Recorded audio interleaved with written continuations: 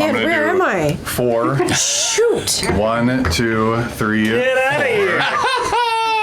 Good morning. Welcome to Board Game Barrister, our local game shop in Milwaukee, Wisconsin. I'm Andy, and I'm here with Elizabeth, Ian, Glenn, and Gordon, and today we're talking Wandering Towers from Capstone Games, an awesome game where we're playing as wizard apprentices who have to brew our final exam potions and get them to the tower, covering other people up with those towers along the way. Super cool, and we're going to get into it in just a second here. Let's go. Welcome to Wandering Towers, a game where we're going to be racing across this fantastical landscape and the tops of these towers as we try to get our wizards to Ravenskeep before everybody else can do the same. So our objective in the game is to be the first player who both has all of our potions brewed and has all of our wizards inside of Ravenskeep. And a turn in this game is super straightforward. On each player's turn, they're going to look at those 3 cards they have in their hand. We're playing as the blue player here, brewing the blue potions. And in my hand, I've got a card here that will let me move a wizard. So this one says I will move a wizard exactly 5 spaces.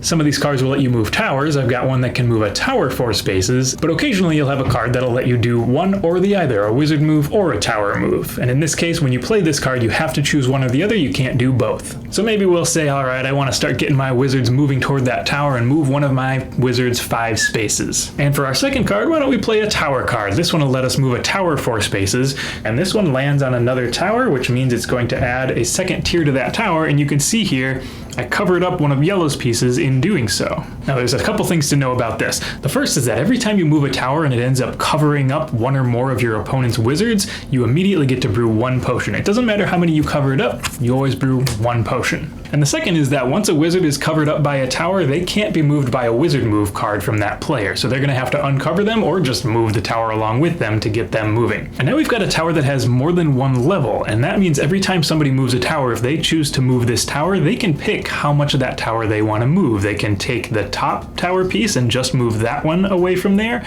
or they could choose to pick a lower down tower piece, which then moves everything on top of it along with it. And the really interesting part is that every time a wizard enters the keep moves. Now the keep is going to look for the next available space on the board that has one of these raven symbols and is not covered by any towers or wizards, so it has to be a perfectly open raven symbol. And it's worth noting that normally when you play a tower move card, you cannot choose to move the Raven's Keep with it, but now that the keep is sitting on top of a different tower, somebody could choose to move the tower that it's on top of, thus moving the keep along with it. So we're going to keep chasing that keep, trying to get our guys inside and try to cover other people along the way to brew our potions as we go. And the one extra resource we have along the way is going to be the spells that we choose to play with. There's 8 spells available total in the game, but these are the 2 that it suggests you start with because they're pretty straightforward. And a spell is a thing you can do exactly once on your turn if you wish, and a spell costs potions that you've already filled in order to use. So this one, for instance, costs 2 potions to move one of your wizards exactly 1 spot, and this one costs 1 potion to move any tower 2 spaces clockwise. We're going to keep going until somebody's met all the requirements to win, which means all their potions filled and all their wizards in the keep, and then we're going to play until everybody's had the same number of turns and see who won it in the end. So Wandering Towers is a really dynamic game. You are going to be playing tactically, which means that you don't really need to pay attention to what's happening on anybody else's turn, with one exception, and you can just kind of focus on what does the board look like when your turn comes around, and then try to do the best that you can with the spells that you have in front of you. The one exception is, again, that memory component. If you need to pay attention to where your wizard apprentices are so that you know where they're covered up, and you can use that to make good decisions on your turn. This is my only choice. I have to do it. Yeah, get on. No one knows what's on here.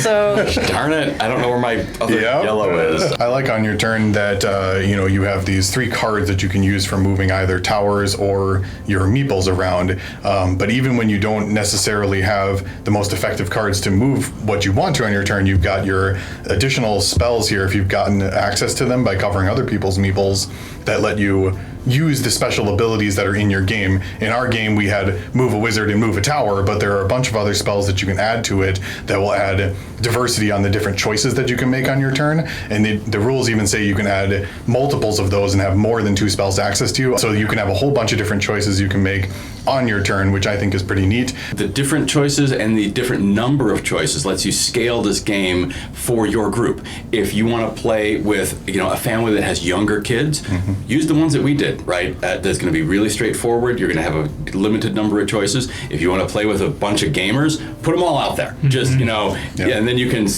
really shift things up and chain together these crazy turns and really kind of get into the meat of it while still having what is a really fun, silly, moving things around. Who doesn't like being covered by towers, right?